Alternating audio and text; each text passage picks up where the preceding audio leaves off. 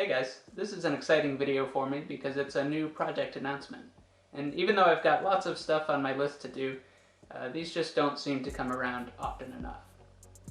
Anyways, as I'm sure you've gathered from the title, I'm building a new PC, but I'm building a PC that's embedded into a desk that I'm also building from scratch. I thought this would be a fun way to keep things unique. I could easily have bought a bunch of components and stuffed them in a case off to the side, but that just didn't feel exciting enough. But before we get started, the reason that I'm doing this is I do lots of SolidWorks, I do some video editing, I do some gaming, and all of that happens on this machine that you see over my shoulder here, just a regular Surface Book 2 from Microsoft. And even though this is a pretty capable laptop, I've got one of the higher end versions. It's got a discrete graphics card, it's got lots of RAM, it's got a good processor. It just doesn't really cut it for some of the stuff that I'm getting into. And especially working with big assemblies in SolidWorks, you usually run into situations like this.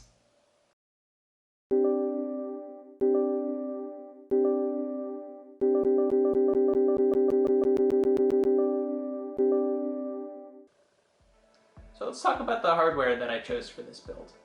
At the time of this video, a lot of components for electronics, especially PC components, are really difficult to get.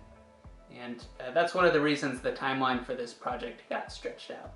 In fact, I really started planning it last fall and thought it would be easy just to gather components, put a design together, and get it built, and was very incorrect on that. So instead, what I needed to do is just be really methodical in my component selections and do the best I could to get my hands on things bit by bit.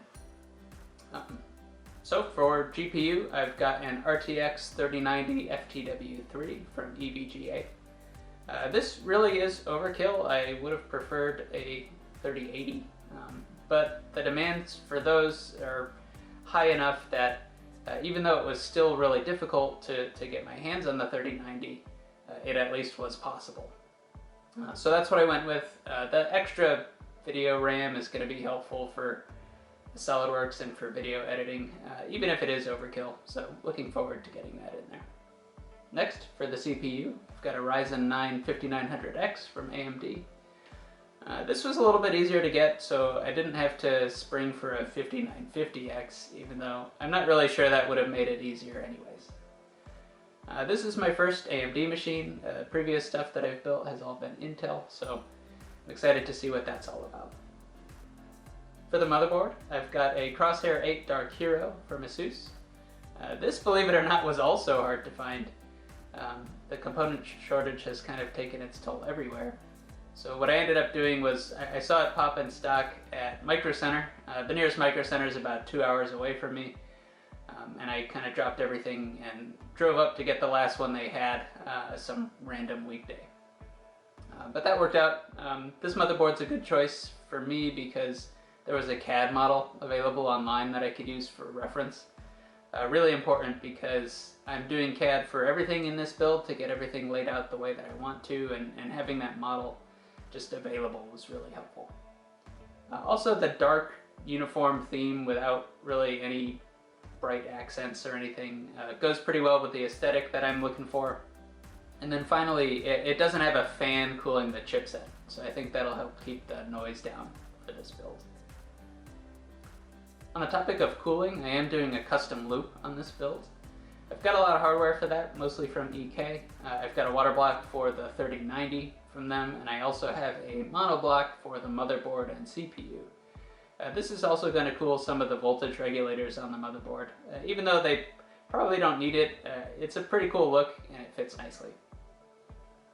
For the radiator, I went with a 480 size slim unit from XSPC.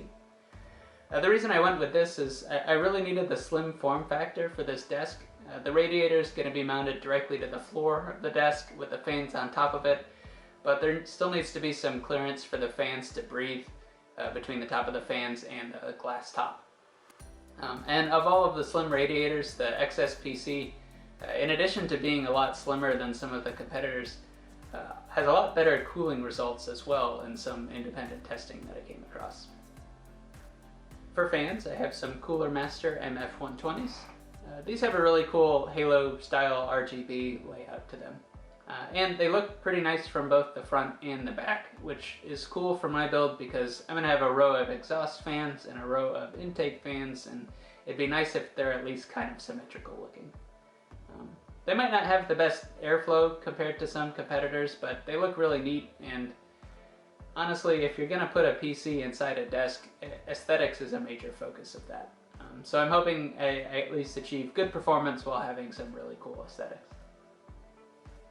For the power supply, I've got an RM850X from Corsair. This was another case where there was a CAD model available for this, so it was easier to put this unit into the build than it would have been to choose some competing option and have to model it myself. I am planning on doing custom sleeve cables for this build, which should be interesting because it's something I haven't tried before. And I'll get into the reasons that I'm doing that and then the layout of the wiring harnesses later on. Now, there's plenty of other components I haven't mentioned here. Fittings, RAM, storage, that sort of thing. They're not really important to how the desk is laid out, so I'm just going to leave them out, and you'll see them when I incorporate them to the build itself in future videos. Now I've got the SolidWorks model pulled up on my computer behind me here.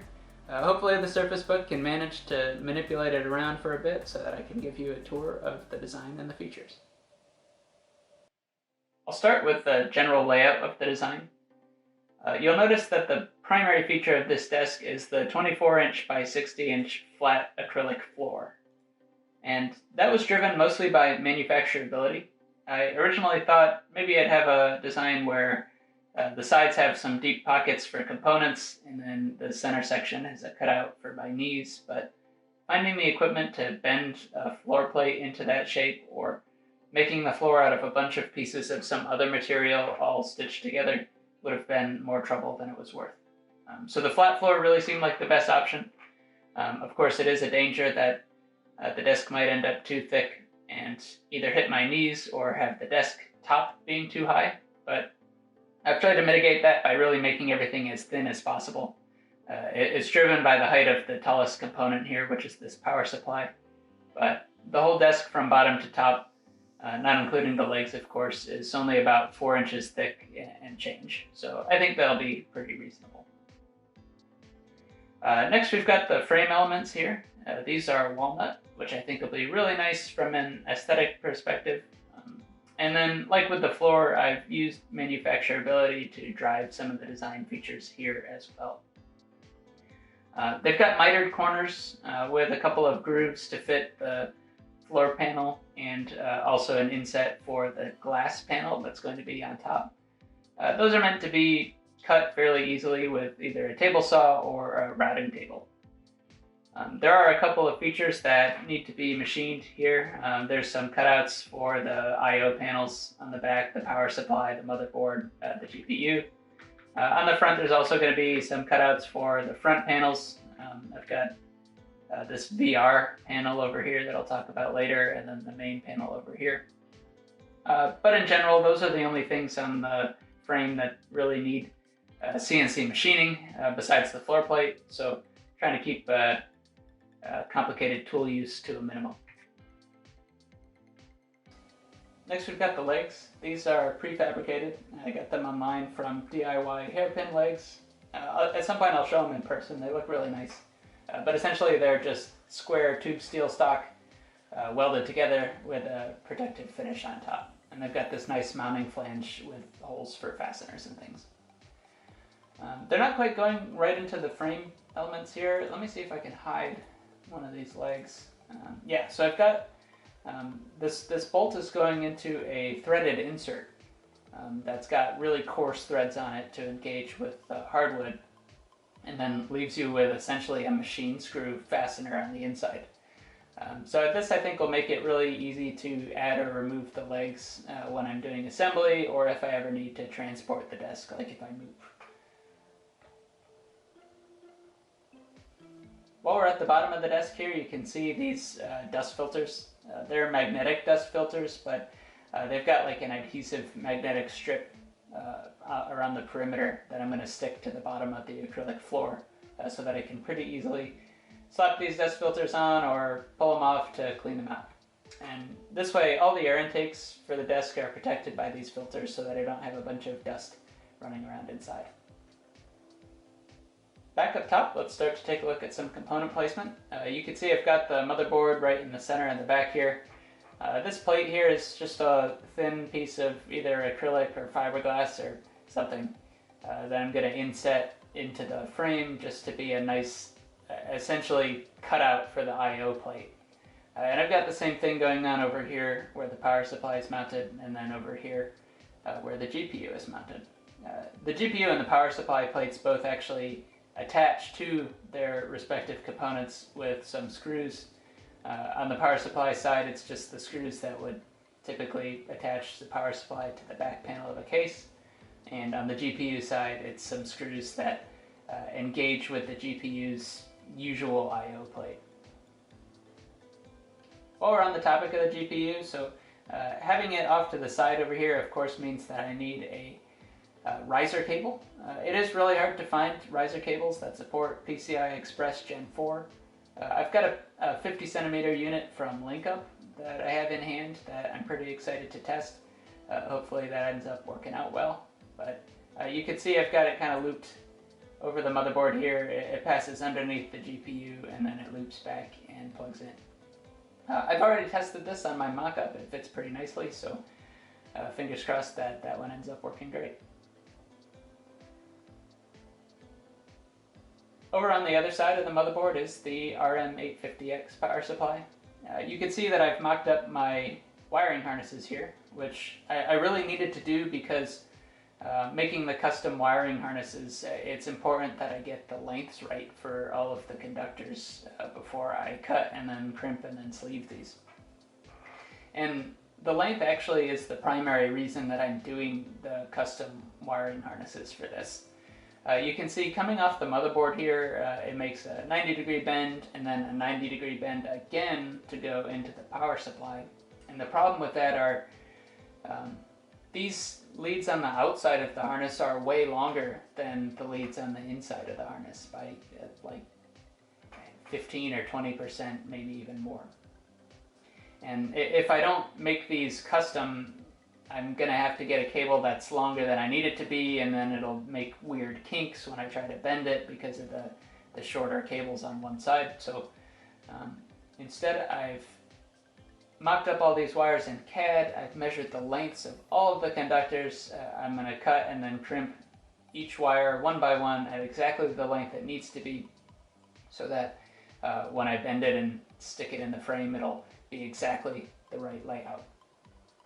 Similar case on the GPU wiring harnesses, not quite to the same extent because it's only making one 90-degree bend instead of two, but still going to do the custom sleeving for this. I've got all the colors mapped out.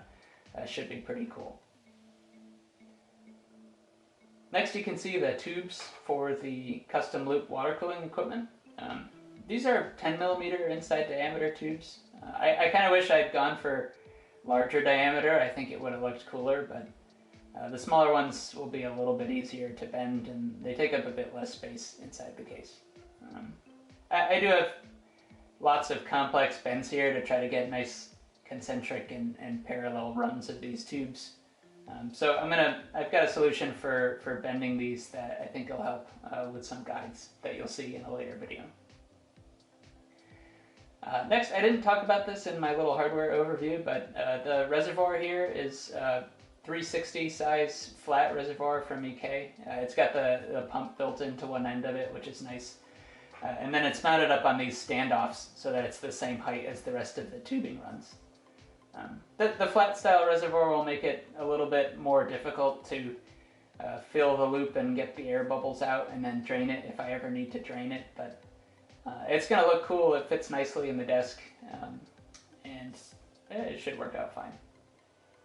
As far as draining goes, I have put my drain valve over here on, it's not really the lowest point of the desk, nothing really is because the loop is all at the same height, but I figure if I need to drain it, I'll just stand the desk up on one leg, and then this will become the lowest point, and hopefully I can get that fluid out pretty easily.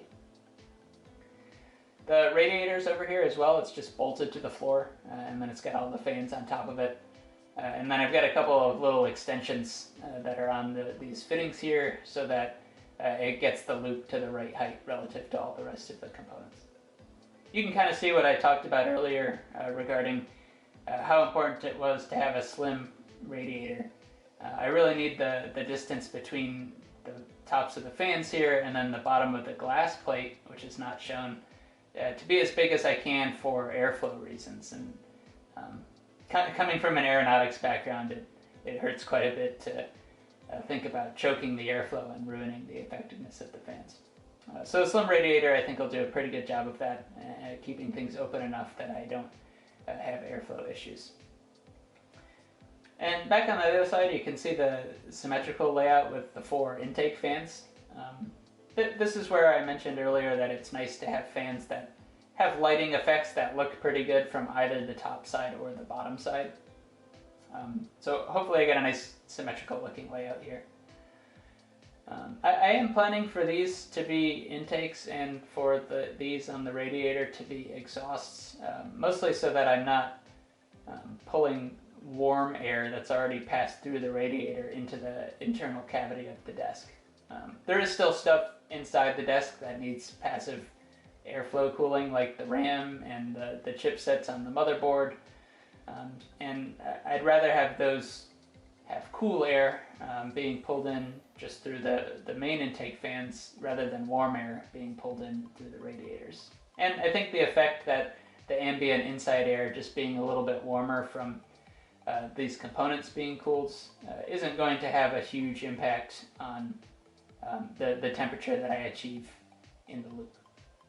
But maybe if I get curious, I'll try flipping the fans around and measuring the loop and the component temperatures in both potential layouts, either intake on the radiator or exhaust through the radiator, to see what works best in practice.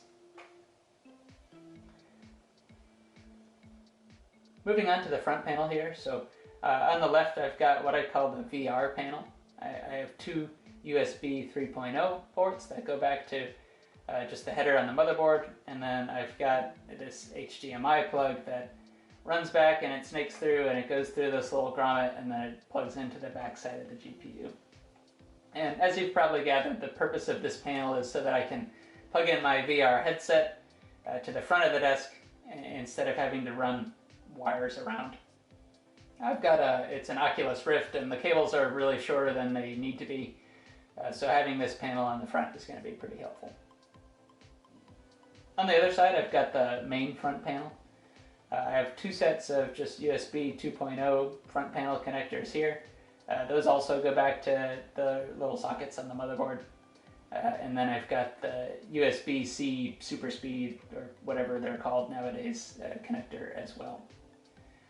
And then last, I've got just an illuminated power button I'm going to grab from like SparkFun or Adafruit or something that I think will look fine. And it's got a nice little white ring around it when it's on. That should just connect to the motherboard's front panel power LED connector. And yeah, that's about it for the general layout.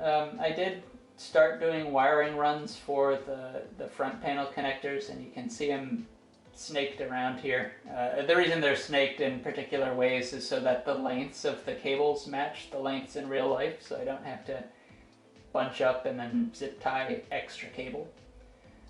But what I realized is it probably makes more sense for me to actually do this on the mock-up that I'm going to build, and then whatever wiring management arrangement I end up doing on that mock-up, I can document and then transfer over to the CAD and then to the actual build. Otherwise, the only thing not really shown here, aside from those few extra cables, is the top glass panel. That's going to be a nice 3/8 inch thick piece of tempered glass that I'm going to get from a local supplier. And it'll rest in this groove in the frame, probably on like some adhesive rubber or some weather stripping or something, just to give it a nice dampened fit that helps keep out dust. And then if I ever need to pull off that glass panel for maintenance or for transport, I'll just get some of those big suction cup tools that you see auto glass installers use. So that's it for the overview. I hope you like the design. Alright, as you can see, I've tried to be as complete as possible, fleshing out the design for this project in CAD, so that when I actually build it, the amount of fudging and guesswork involved is as small as possible.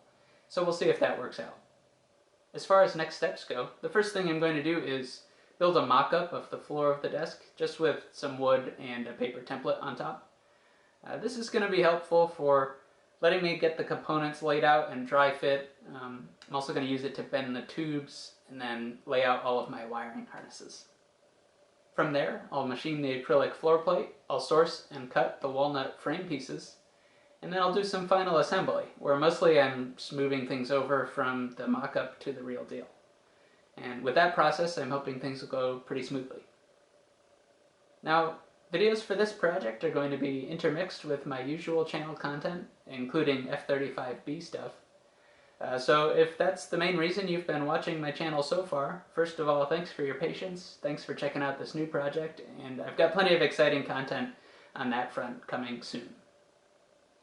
I do have some more content that's already filmed for the PC Desk project, and I'm hoping to get the build done in the next 4 to 6 weeks. So it's going to be a nice steady stream of videos there, and then I'll be able to wrap that up and move on to other things. But anyways, thanks for watching and stay tuned.